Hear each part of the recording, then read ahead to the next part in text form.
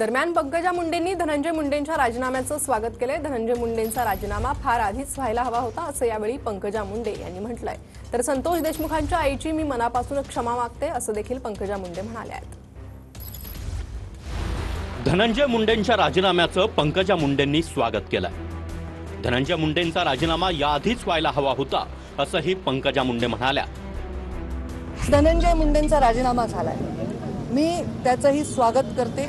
त्यांनी सांगितलं असेल, मला माहित नाही त्यांचं स्टेटमेंट काय आहे। मी त्याच्यापेक्षा लहान बहीण आहे आणि बहीण असली तरी आम्ही वेगळ्या पक्षात काम केलं होतं, पण कोणत्याही आईला, बहिणीला, परिवाराला वाटत नाही आपल्या परिवाराच्या सदस्याला या दुःखातून जावं लागेल।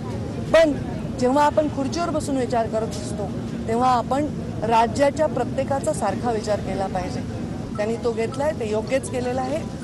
मला वाटतं देर आहे दुरुस्त आहे। हा राजीनामा फार आधी व्हायला पाहिजे होता। हा राजीनामापेक्षा शपथच नाही व्हायला पाहिजे होती, तर या सगळ्या गोष्टींना, पुढच्या भोगांना कदाचित सामोरं जावं लागलं नसतं। घेणाऱ्यांनी सुद्धा आधी घ्यायला पाहिजे होता, धनंजयनी सुद्धा आधी राहायला पाहिजे होता। तर या सगळ्या वेदनांपासून कदाचित गरिमामय त्याला एक मार्ग मिळाला असता।